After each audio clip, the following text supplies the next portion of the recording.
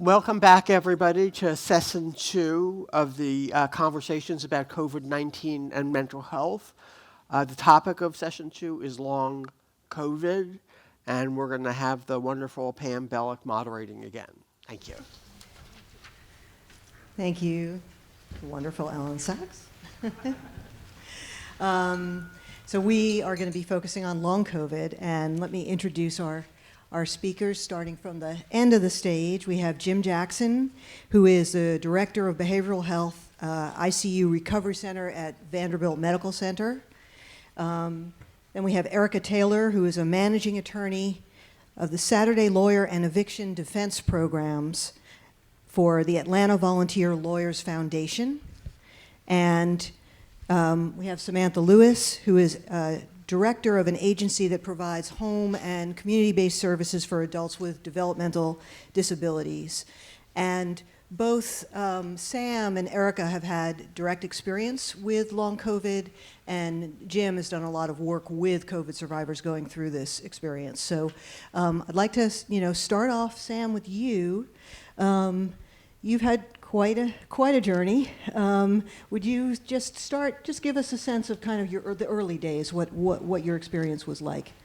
Sure. So I initially got sick with COVID in October of 2020. It was about October 19th when I was initially tested positive and was mildly sick at first, developed to a little bit more moderate illness, but I was able to still stay home. They were really trying to keep people out of the hospitals in October, November in the Chicagoland area because they were very, very full. And so we kept in close contact with our doctors through the MyChart system. And so we were able to get medications, get inhalers, make sure we got instructions about, propping up your bed, turning over frequently, getting support with the nausea, vomiting, diarrhea, all those ugly things that were happening. And I was resting a lot and started to feel somewhat better after about 2 weeks, but it still seemed to linger on a little bit longer. And by week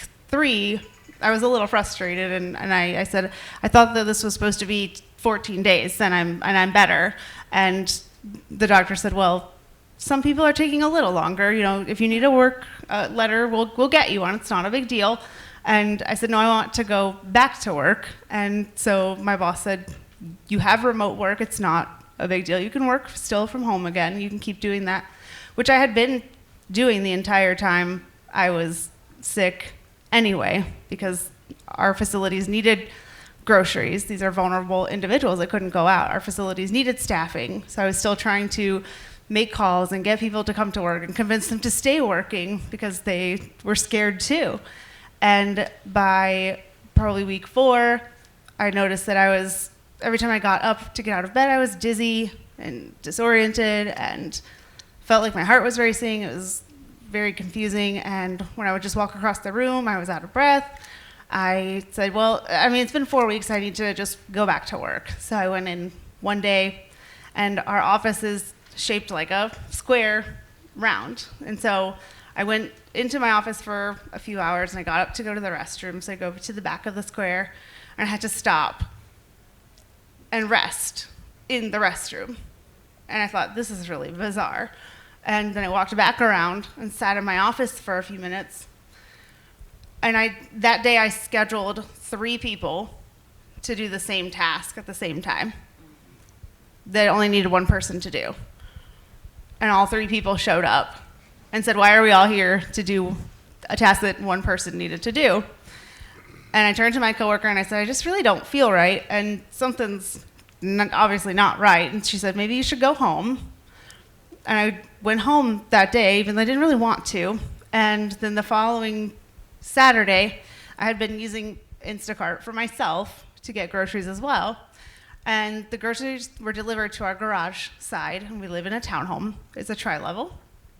So I went down the tri-level and brought the groceries up to our main level, and I felt awful. I couldn't breathe. I couldn't see straight. Something wasn't right. And so I sat down on the couch and I called for my daughter, who is a person with autism and has no patience, and is very dialed into her screens. And so she's playing Roblox furiously. And I said, Mariah, please help me put away the groceries. I don't feel right. And she's sitting on the staircase. She says, I'll put them away when you put some away. And I said, no, something's really not right. I need you to start putting some away. And she's very, very dialed in at this point, so she can't even break that concentration. So I take my blood pressure. We had a blood pressure cuff because we were just keeping an eye on things anyway. And my blood pressure is 89 over 50, but my pulse is 121. And I can't reconcile those two things. I don't know why it's like that. But I said, all right, I gotta sit here for a few more minutes, drink a little water. I get up and I start dragging these groceries into the kitchen. And she does get up and come start helping. So I have her hand me the things from the bags, and I'm putting them away. And that's the last thing I remember until I woke up on the floor. And my daughter's crying and asking me if I'm okay. And I said, I don't know, because I didn't know what happened. And she described that I closed my eyes and fell forward and hit my head on the microwave in our kitchen, and then fell backwards, hitting my head on the cabinet. And that's when I sat down, like I fell down, and that I wasn't responding to her. And she couldn't tell me for how long, because for individuals with autism, the time is a hard factor. And that's the point that I knew that I really wasn't getting better, and we weren't sure how much longer it would be before I would get better. Wow. That's a dramatic first chapter, for sure. And Erica, I know you also had quite a lot of episodes and things going on. I think it was in June, right, of 2020. That's right. That you got COVID. Yeah, tell us about that and your first, several weeks. Mm-hmm. And actually, it's funny because it started out a lot like Samantha's story, where I really didn't feel that sick at all at first. I had some stomach issues, and I felt, I honestly thought I had a sinus infection because I had a headache, and then I started dry coughing, and but I was also sneezing. And so I thought at that point, because back in June, still so much that we didn't understand, and they were saying, oh, if you sneeze, it's not COVID. So I thought it couldn't possibly be COVID, but I am an attorney, and the courts were reopening, and I'm a nonprofit attorney, and I work with housing issues. So we were scared that tenants were about to start losing their homes to evictions. And so we had this big plan that we were all going to go down to the courthouse and see how many tenants we could help. And so I thought to myself, well, I better go ahead and get tested as a precaution. I don't want to go down to the courthouse if I might be positive. So I got tested, and I remember it was June 17th that I got my test results back. It was a voice message, and you could have knocked me over with a feather, but things were still pretty mild at that point. So I was like, okay, I won't go to the courthouse. I'll just keep working from home until it passes. And things just started to get worse and worse from there. It was a few days after that I started to feel really tired, and then the fever started. And then I remember I was trying to work, but I couldn't focus. I couldn't understand what I was reading. I was trying to answer emails, and I was getting like one done per hour. And so I was like, okay, I think I need to take a few days off. That turned into a full month off. And I had a fever for a full month. It only broke, the instructions back then from the CDC was, okay, if you have symptoms, wait for your fever to break for 72 hours. And I got to 48 hours right around July 4th, and then fever came back and did not end until somewhere near the end of July. And during this period of time, the fatigue is getting terrible. I'm sleeping most of the time. And I'm also getting really, really confused. And I remember I would call my parents and check in, and my mom told me at one point, I don't think you realize how slow you're talking. It sounds like you're talking in slow motion. And there were 2 times that I just completely lost who I was and where I was. I remember the first time I was about to go lay down again, and I remember thinking to myself, what's my name? And I was a little scared at that moment, but I also can't think straight, so I'm not sure exactly what to do. And then the next thing that happened is it felt like when you turn a TV on, but it's just white static and white noise. That's what it felt like in my brain, or that the thoughts were just zooming by too fast for me to hold on to any of them. And I remember I don't know how long I was like that. I just remember coming out of it, and I was sitting on the edge of my bed, holding my phone, thinking something bad just happened. I should get help, but I don't know what to do. I don't know who to even call. Like, why would I even go to the emergency room at this point, because it's not happening anymore. So I just sat there crying.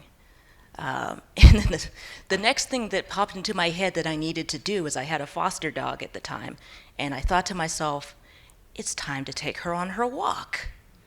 I need to walk the dog. But then I couldn't remember how to do it. And so I called my friends, and I'm crying, and I said, I need you to be on the phone with me right now while I walk my dog, because I can't remember how to do it, what the steps are. And I'm sure that was the weirdest call for them to ever get.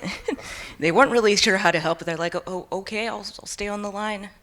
And I should have gone to the hospital, but I didn't. I started getting more and more of my senses back throughout the day. So I just stayed at home.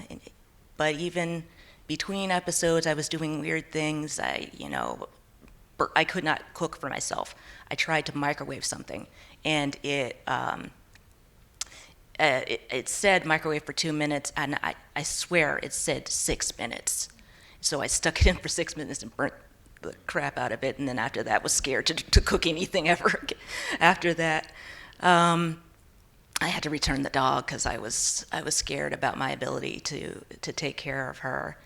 And then I had another blackout moment and still didn't know what to do. And when I finally came to, I'm a workaholic. So I was planning to go back to work, and so that was the first thing that popped in my head after I started coming out of it was, I was supposed to go back to work next week. I need to write my boss. But I just sat there crying with the phone in my hand, and I typed out, I'm afraid. And it took me forever to actually finish the sentence, and I turned it into, I'm afraid I can't go back to work. I need to take more time off. But after the fever finally broke and I thought I was going to start getting better, that's when other weird things just started happening. I started feeling pain in my legs. And I knew that I was more susceptible to a clot. And I went to the hospital the first time, and I said, I think I have a blood clot. They looked at did an ultrasound. They said, no, we don't see anything, you're fine. Then my blood pressure started getting erratic. I had a blood pressure monitor too, and my blood pressure started shooting up. And so the next week was the week I was supposed to finally start working again. And I was still working from home, but I clocked out halfway through the day and had to go to the hospital because I felt pain in my chest and my leg was still hurting. So I went back to the hospital. They ran their test again and go, whoops, you do have a blood clot in your leg. So that was my first day of my first attempt to go back to work. I thought I was feeling better, but then when I tried to work, I realized I feel less tired, and I feel, less,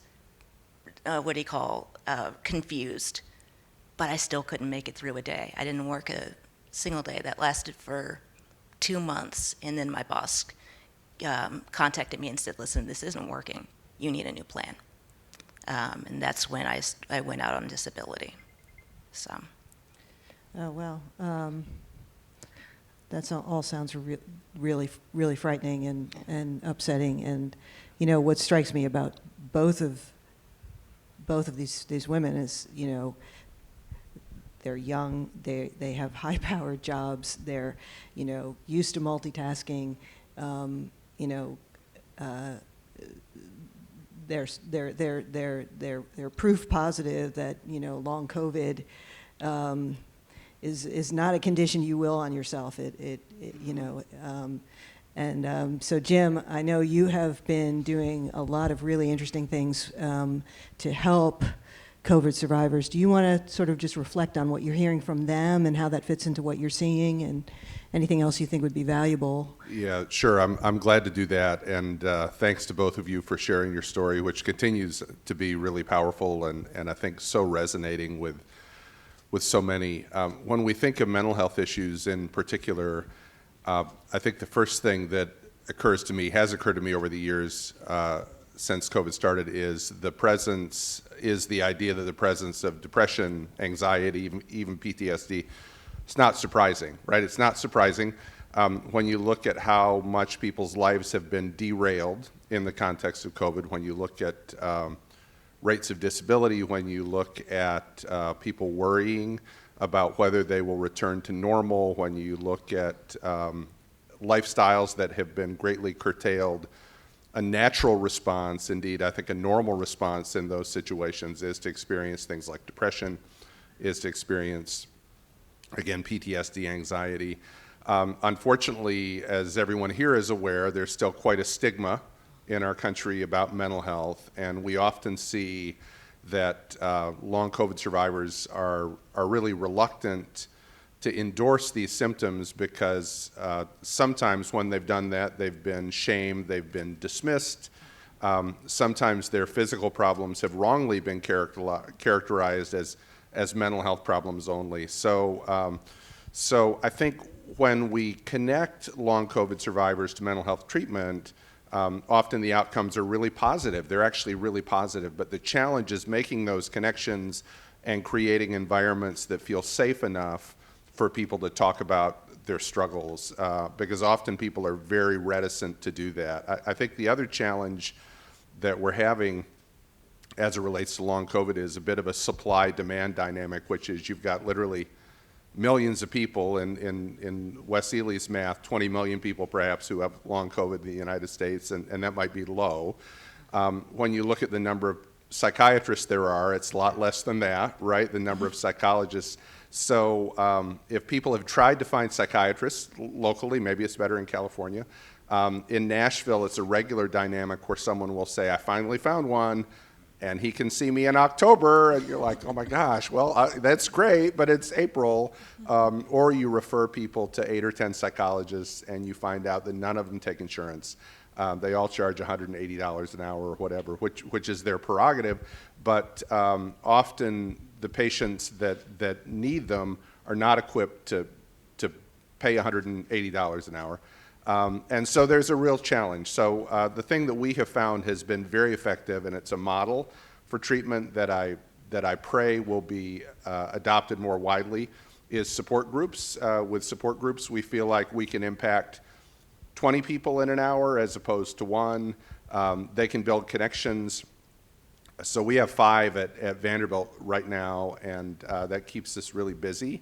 And there are a lot of people around the country that are using support groups for long COVID survivors. But I think it underscores the magnitude of the problem we have, which is limited resources for mental health. Thank you.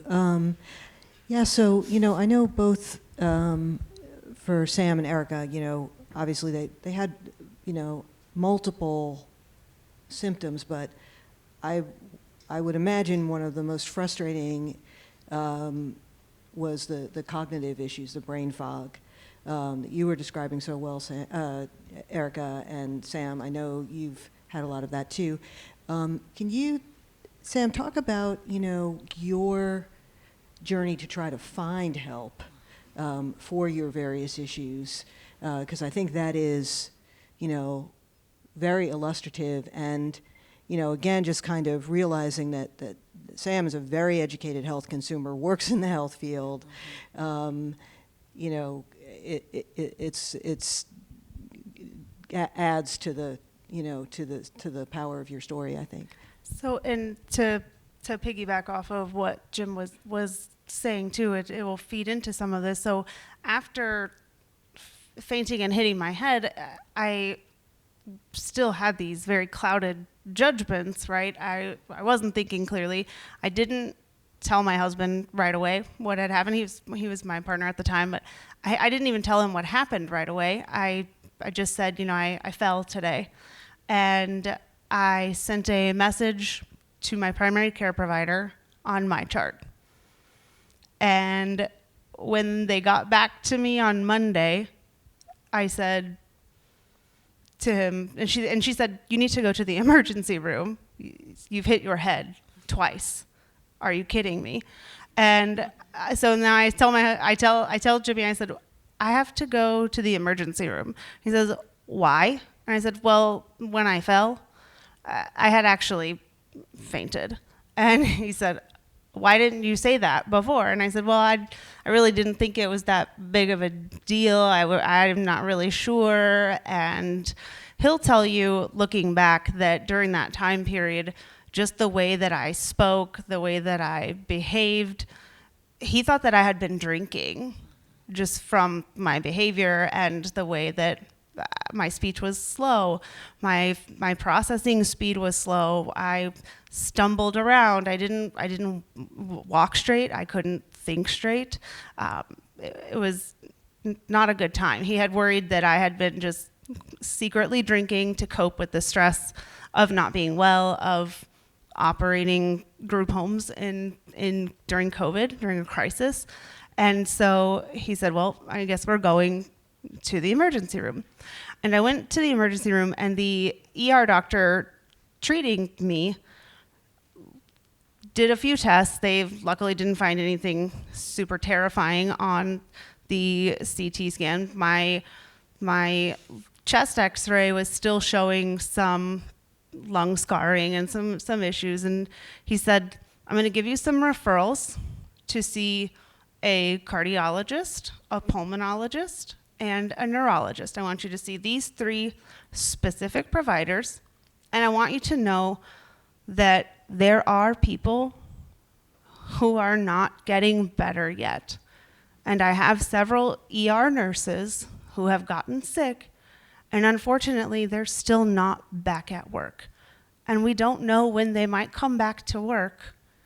And some of the things that you're describing to me right now sound very similar to what they're experiencing. But I want you to see these doctors. When you call central scheduling, see these specific doctors." So I go home and I call central scheduling, and the cardiologist was not an issue. The pulmonologist, not an issue. It's calling this neurologist, and I can't get to this neurologist, and that was that. But I kept getting the runaround on this cardiologist's appointment times, and I remember bursting into tears, and the woman at central scheduling says, "Do you want me to call a social worker for you?" And that was the moment that I was like, maybe I'm not handling this well. And I said, "No, thank you. And I know a provider that I'm comfortable with, and I'll schedule that." And that was my cue that I'm not handling this well. And I started getting some support for myself.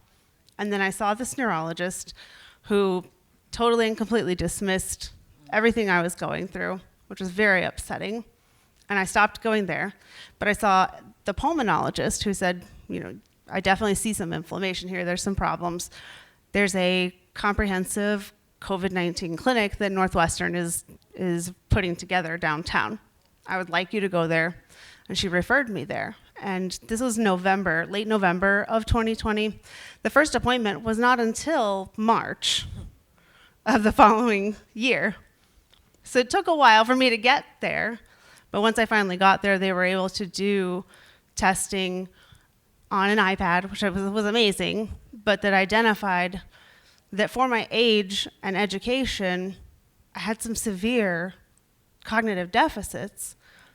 And they sent me then to a specialized neurologist that is actually for dementia. And we did more testing to really rule out lots of other things, including mental health problems, including maybe seizures and some other things. Because I was having independent eye movement. I was having weird nightmares. I was waking up with these visions of things that didn't exist, like the coats hanging on the back of my closet looked like people standing there until I blinked really hard. I was having double vision. I was having all kinds of strange things. My legs wouldn't feel right, and I would fall over. There were so many different things happening at the same time that couldn't be explained, that they really wanted to rule all those things out. And once they did that, they were able to develop a cognitive rehabilitation program in partnership with Shirley Ryan Ability Lab that had vestibular physical therapy, speech therapy, and occupational therapy, all kind of in a model together.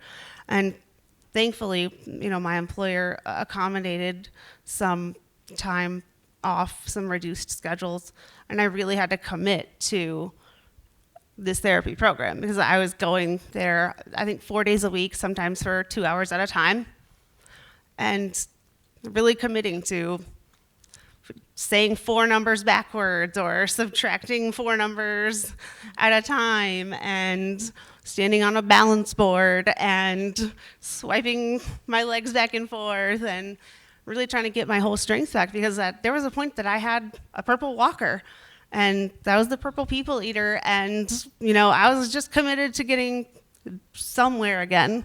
I went from being a roller derby referee to a purple walker. And I think 2 weeks ago Sunday, I skated a 2-hour practice with a whistle. I mean, we're getting there. It's not everything, but it's more good days and a few bad days. So. Yeah, I've been, so impressed with both of these women. You'll hear Erica's story in a minute, but, talk about the kind of perseverance that this requires. I think the first neurologist that you went to basically said to you, well, you just need to try harder, right? Yeah, I mean, there was a documented history of mental health mental health problems in my chart. And so I think that she was really quick to say, well, you have headaches and you have some other problems, so I think you'll just have to get out of bed and try harder. And, I'll put in an order for physical therapy, but you have to actually get out of bed and go. And I said, that's not a problem. I'll go. But if I crack my head on the way, I'm not sure what else will happen from there, because I've already fallen once. Like, I'm not sure what else you want me to do from here. And I went every day, and I started going there, and the next thing that happened was my knee swelled up, and it was so bizarre. But then all of a sudden I have this psoriatic arthritis. I never had that before either. And so there was all these things that just kept happening and happening and happening for what reason we didn't even know. Yeah, so you didn't see that neurologist again. But also just, to sort of underline what Sam was saying, when she did finally get evaluated by the 2 different neurologists, their post-COVID program at Northwestern, I think one of them told me you on your MoCA evaluation, on your cognitive evaluation, you actually scored in the category of mild cognitive impairment, at age 37, having a major job as a director of an agency,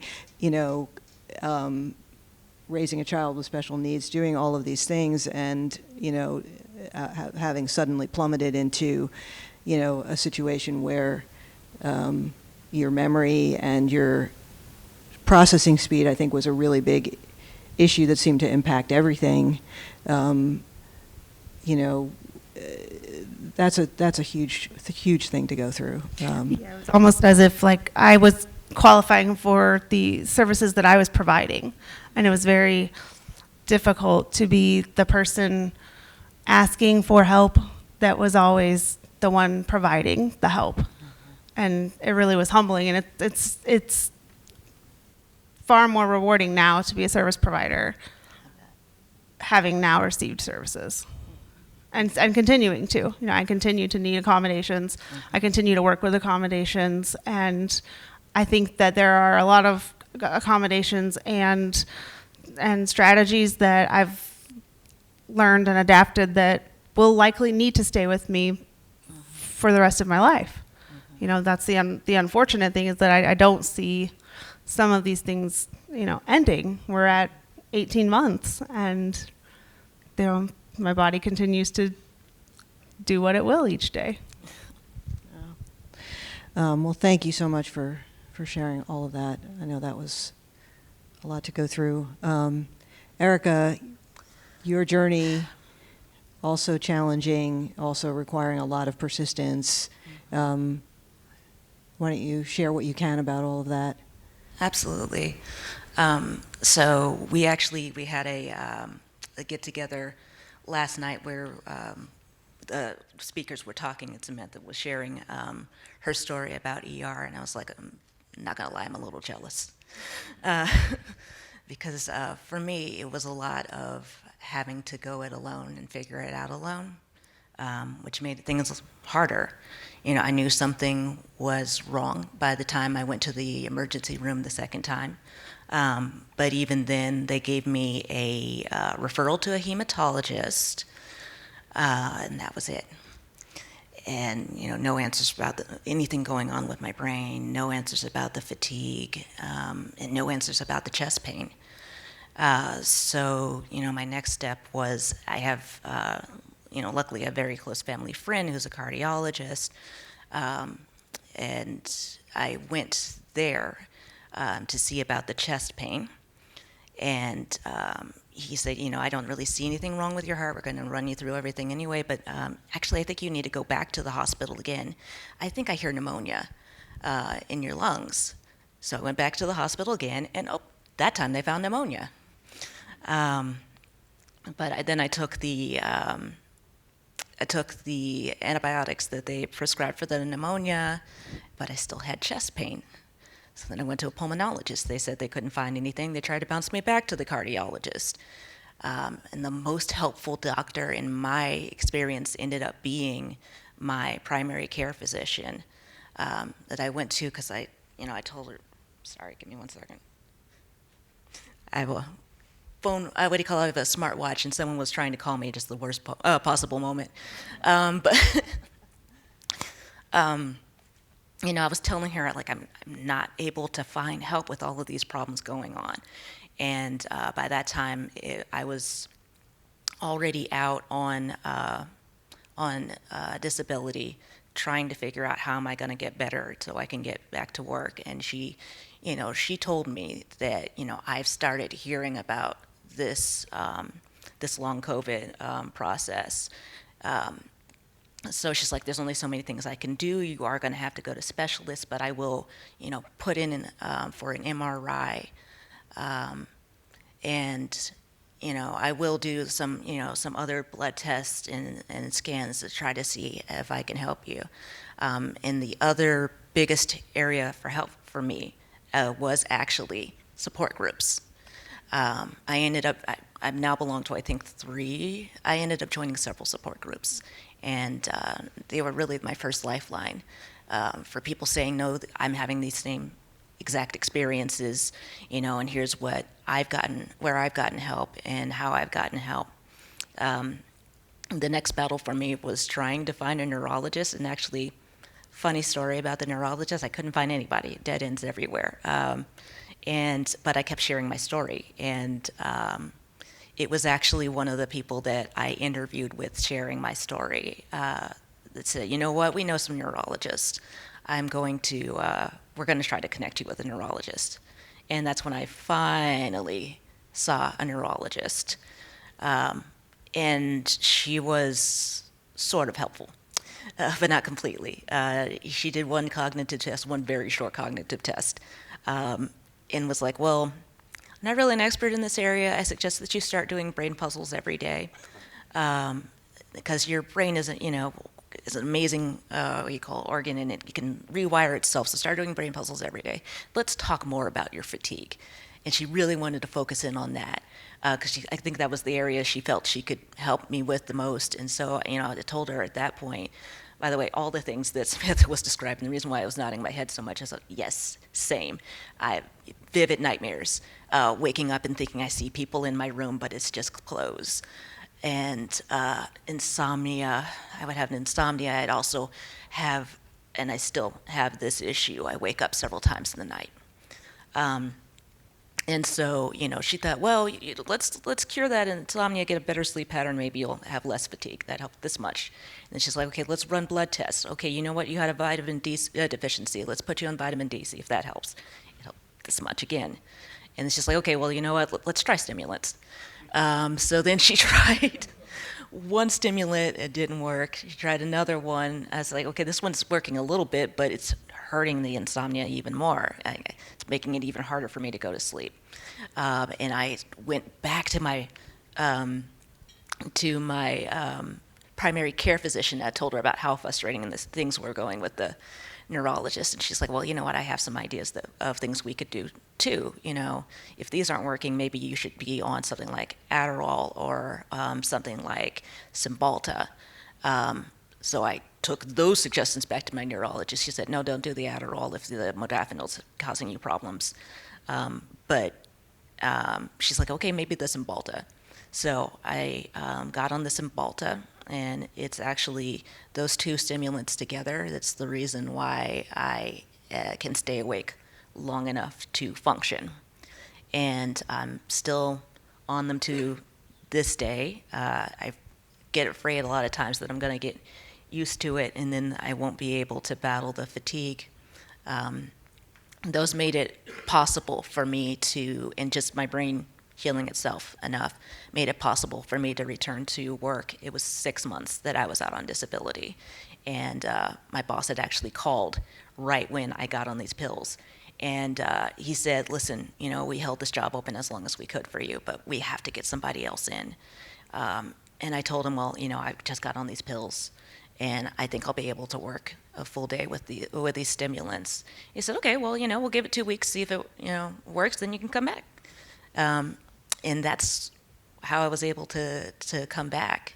I've been back now for about a year, but literally every day is a struggle still. And like I said, the cognitive impairments, they've gotten just kind of better with time, but I still use so many tricks to get through the day. I have everything written out in lists, and processing is slower for me. It's still all in there. I remember the first day that I went back to work, I was so afraid I wouldn't know law anymore. And it was actually, we were in a debrief meeting where they were talking about cases, and I asked a question. I was like, okay, if I remember correctly, this is the law for this, right? And the relief I felt when he was like, yeah, that's exactly the law. I was like, okay, good, I still know law. But like I said, processing is slower. I use 1,001 tricks to get through the day, and it's still one of the hardest things I've ever done. I'm just doing it every day, and that's where I'm at right now. Well, thank you for sharing that as well. Jim, both Erica and Sam mentioned, these tricks or strategies. One of the ones that struck me the most when I had visited Sam in the fall, and I saw on your bathroom mirror was this sort of bright fuchsia index card. It's so bright, you could see it from space, that had 9 steps that you had written about how to brush and floss your teeth so that you would remember the right order. Mm-hmm. And I just was so moved by that, both because it showed the degree of what you were grappling with and your incredible motivation to help yourself. So Jim, I'm wondering what you can say about strategies that you have found help people, and also just kind of the trajectory. Obviously, this is a long struggle, and there's good days and bad days, but if you can bring your insight and experience to that, that would be very helpful. Sure. Thank you, and thanks for sharing so compellingly about your cognitive problems. When you ask patients, and people have studied this a lot, what would be the worst outcome you could envision? If you had a medical procedure, when we ask patients preparing for surgery, if you had a medical procedure, what would be the worst outcome you could envision? Many people rate cognitive impairment as the worst outcome. Many people say, I could be quite debilitated physically, but if my brain was intact, that might be okay. I could actually live with that. But if my brain was impaired, I would view that as a really adverse outcome. That's what we hear patients say. And that's what we hear COVID survivors say as well. They say that they prioritize their cognition, and when that is impaired, that's quite a problem for them. So the good news is, and I think it really is good news, long before COVID, we had some idea about how to improve attention. We had some idea about how to improve processing speed, how to improve something called executive dysfunction. And our thought has been that those techniques likely will work with COVID survivors if we can get COVID survivors to drink at the well, if you will, of cognitive rehab. And that requires us explaining to them that's an option for them, right? And often people aren't aware of that. And it's partly because we talk, I think, too much about brain fog, and we talk not enough about brain injury. I prefer to use the term brain injury, and the relevance of that is if you have a brain injury, you get cognitive rehab. That's what a doctor does. You get hit on the head, you fall out of in Tennessee, a deer stand, right? You land on your head, Mississippi, and you get referred for cognitive rehab. If you're fighting in the war in Iraq and you have an IED explosion near you, you have a TBI, you get referred for cognitive rehab. So this is a key, and what Samantha had on her mirror was cognitive rehab, right? It's steps and it's strategies. They're not random. They're thoughtful and they're systematic. They're individually tailored for individual patients. And when our patients engage those, coupled with what Wes Ely referenced, which is a natural movement for many people toward recovery, not for everybody, but toward recovery, they often get better. They often get a lot better, and that's what we've seen with patients. But introducing this concept of cognitive rehab, especially to primary care physicians who are often the first gatekeepers who could be the ones to do the referrals, I think that's really our charge, to highlight that that's really important. The other quick comment I would make is some of the deficits we see in people after COVID are quite mild. That's true. Some of them are quite mild. But what's really important to remember is that depending on your occupation, depending on your situation, mild impairments can create major problems, right? So, if you're playing in the NFL, to use an example, and you run a 4.440, and that 4.440 is now a 4.540, right? You're out of the league, right? You're sitting on the bench. That's a small change. So for you as an attorney, right, a minor change can impact you a lot, right? So we have to invite people not to be shy about addressing minor, mild challenges because they can have a disproportionately big impact. Go ahead, Sam. And I would say that once I took it as though I am injured and it needs to be treated like that, and started to take it really seriously and told my employer, this is my shot, and if I'm gonna actually get better, we have to treat it this way, everything changed for me. Everything. And adopted those strategies. There's a reason that they are neon note cards. They had to get my attention, and I remember telling my husband, I don't think you know what it's like, and I hope you never have to know what it's like to grab your toothbrush and stand there and go, toothbrush, what's next? Did I already put toothpaste on it? Shit, I don't remember. What did I do? I would stand in the shower and then I would just suddenly start crying because I couldn't remember if I washed my hair or not yet. I just got in here. How do I not remember what happened? And so we had to do those things. Like we bought these, neon dry erase markers because you can rinse that off on the shower door. And we had those like plexiglass shower doors. And for a long time, we'd just keep writing it down. Once a week, we wrote out on the shower routine. I can shower now without that. I still leave the toothbrush one because there's more steps to that are really important if I'm not gonna lose my teeth, but there's still ones at my office door. Do you have all your crap before you leave here? Because you don't want to ruin your containers. You don't want to leave your water bottles. It's really important that I drink enough fluids because I have a really common dysautonomia type of long COVID. And if you get all your fluids and these electrolytes, then you're going to have a better day. But if you leave those stinky water bottles there, then they always smell really funky. So do you have all your crap? Check it. Did you turn your lights off? Did you turn your heater off?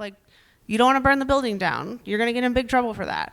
And there's one on the post before you walk out of our townhouse. Do you have your things? Do you have your medication? Do you have your keys? Do you have any special things you need for the day? Do you have your planner? That is my Bible for everything. There's all of these strategies. Because if I treat it that way, everything goes 10 times better than when I ignore it. But it takes a lot of effort to do that. Yeah. Well, I've gotten the bat signal that we just have a couple minutes left. So, Erica, what would you like to leave people with? I know you've, Sam was just talking about, kind of not only her strategies, but the lessons that, the way she's interacted with her workplace. And I think that's been a little more harder for you if you want to talk about that, like what employers should take away from this and understanding what their employees are going through. Absolutely. And it's funny, what they were saying. I got to the point where I stopped telling people that I had COVID brain fog because they didn't take it seriously enough. And instead I told them I had brain damage because I needed them to understand how serious it was. And I even, said to people, I was like, I need you to understand I am disabled now. I am disabled. And I recently had performance review with my boss. It did not go well because I process things slower. It takes me longer to keep up with things, and I get 100+ emails on a given day. So it's very hard for me to keep up with. It was always hard for me to keep up with, even when I had a full brain. I caught up with it by working every morning. I was first person in, last person to leave. Worked on them at night, worked on them on the weekends. That's how I caught up. And I told my boss, listen, we are, at a nonprofit especially, we are in this environment where we internalize and we take it for granted that we are willing to go above and beyond because we care about our clients and we care about these issues. But I was, and honestly am still doing, the exceptional, and you're treating it as normal. And so now when I can't work as much as I did because I have chronic fatigue and I have to rest, and I just have a smaller energy envelope and less brain capacity, you're still rating me by that before I need a better measuring stick. I'm pouring from a shallower cup. And his response to me was, well, all nonprofits are like that.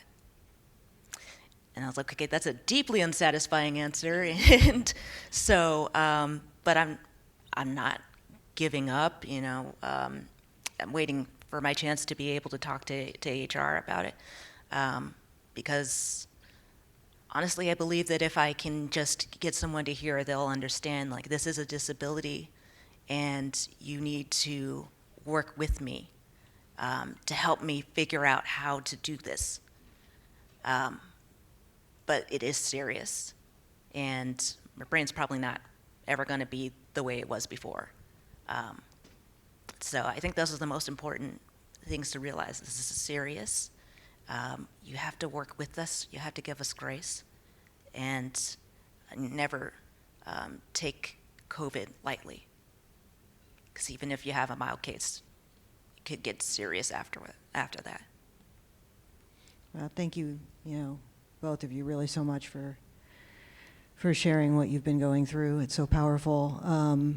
I think we can take maybe a couple of questions if anybody has gathered up their courage to go to the mic.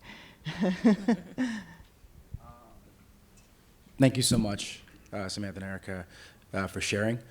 My name is Berke Brown, and I'm co-founder of a company called Udify, which inventories mental health resources into one space. We're agnostic, whether it's on campus and off campus. We provide it for the students, and the goal is to lower the barrier of entry. And I think that communication is the best intervention. And just seeing how you were nodding when you were hearing her story and how that kind of creates that openness. And you were talking about support groups, and the previous conversation was about creating a team of advocates. So my question is, how did you manage to find these spaces? Because there's so many points of contact to get to the thing that helps, right? And what was your process to be able to find those contacts? And what would you see as a way to lower that barrier so that people who experience this or any other mental health issues can immediately get access more quickly versus having to go through all these piece points before they finally get to something that actually works? Thank you. Would each of you like to answer Sure. that briefly, your thoughts? Sure. Well, I'll just say for myself that it started with sharing. It started with me. There was so much that I didn't know and understand about COVID until I got sick. So I just started sharing on my Facebook. And from there, people started reaching out to me. And that's how I found my first support groups, was others, started PMing me and telling me that they were going through similar things, and hey, have you heard about this resource and that resource? So, I think that's the most important thing, is making sure that we create spaces where people can feel like they can share the struggle, because that does help you bring the community onto you. I have always been an oversharer, and so similarly, when you overshare, then people tend to want to help, and so they then would pass things along. So because I overshared how frustrated I had been at the pulmonologist appointment, I had been connected to another patient who was going to the comprehensive COVID-19 clinic, and that's how I started to be integrated into a support group.